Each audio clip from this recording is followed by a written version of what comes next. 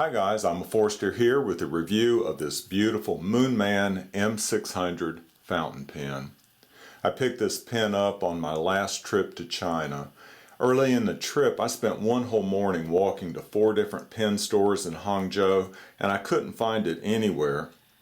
But it was available on Taobao for $56 and some change. So I went ahead and ordered it so it'd have plenty of time to arrive at my daughter's house while we were there.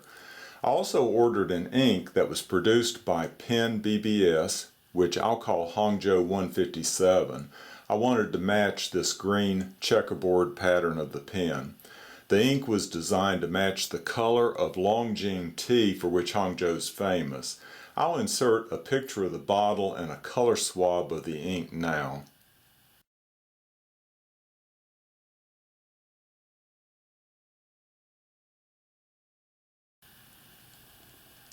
Now, I actually bought 3 pens while I was in China. This Hero 359, this will be a size comparison, and also this TWSBI Eco. I wanted to compare a low end, a medium end, and a higher end Chinese pen to see the quality differences. Now, I had no expectations or low expectations of this Hero, but I was pleasantly surprised at how well it wrote. I love this TWSBI, but the Moonman disappointed me, and I'll get into those details right now. Now, this pen is basically a mixture of green, black, and gray tones. There's a subtle change in color based on the amount and the angle of the sunlight. I'm indoors right now, so I'm trying to put as much light on this pen as I can so you can appreciate the change in color. It's a classic look, which is appropriate since this pen is a copy of the Parker Duofold. It's a design that stood the test of time and it appeals to me.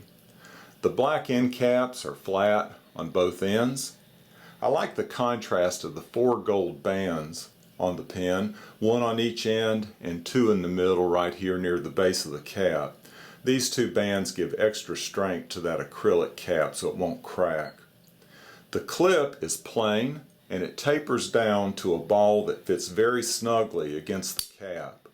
Now, to me, the tension on this clip is more firm than I prefer, and I find that it's fairly hard to get into my shirt pocket. I've also noticed that the pen rides pretty high in some of my shirt pockets, mainly because of that clip.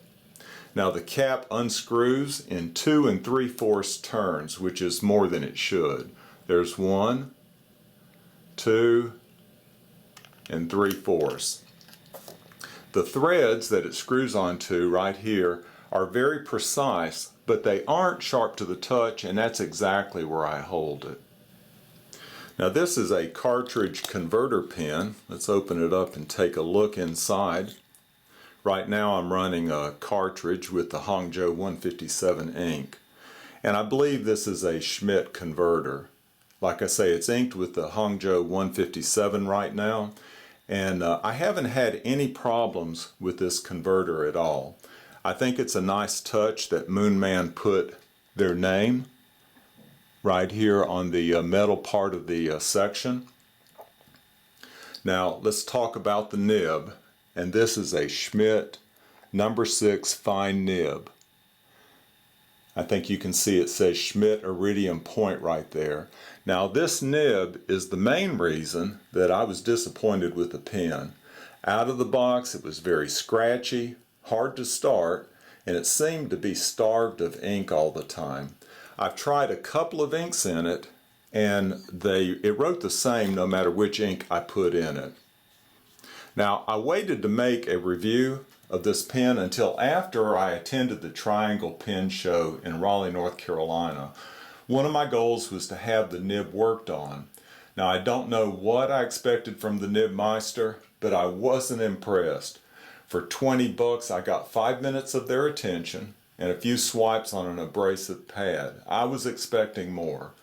Actually, I inked up the pen with the Hangzhou 157 ink that night and took it back to the same nib meister the next day. I wanted the pen to be tuned specifically for this ink, as the ink is very dry. Well, taking it back the next morning got me a few more swipes on the abrasive pad and a slight roll of the eyes. Let's see how it writes. Now I used my Rhodia notepad for the writing sample, and we'll see how well it starts, because it has been known to have starting problems before the nib work was done. Okay, this is the Moonman M600, and it has a fine steel nib, and that's made by Schmidt. Alright, and as I said, I've got it inked up with Hangzhou 157 ink. Let's see how it writes. And like I say, before I had the nib work done, it was scratchy in 3 of 4 directions. It writes much better. It was always smooth in that direction, and it's smooth writing down. Going to the left, it's smoother than it was, and it's fairly smooth going up, but it doesn't put out much ink. Let's do some figure eights. It's not running dry like it normally did, but let's do a little test here and see how wet it actually is. So that's wetter than it was before the nib work was done. Okay, now for the quote. And I tried to pick a quote that was appropriate. There's something on the end of that nib. Okay, I think we got it off.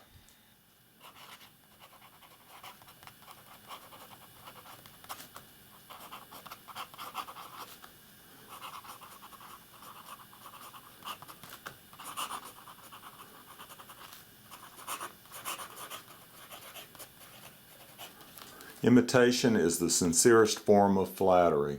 I thought that was appropriate because 2 of the 3 Chinese pens that I've reviewed are imitations of another successful pen. Well, in summary, the thing that I like the most about this Moonman is its classic look and the beautiful green checkerboard acrylic. It's easily the prettiest pen that I own, but then I will say I only have 8 pens at this point. My greatest disappointment was the quality of that Schmidt nib. And I found that no matter how beautiful a pen is, if it isn't a good writer, I don't carry it. After the nib work, it does write better, and time will tell how much I actually carry it. I plan to pair it with my Hangzhou 157 ink and my Ebor Chinese watch when I return to China on our next trip. Y'all take care.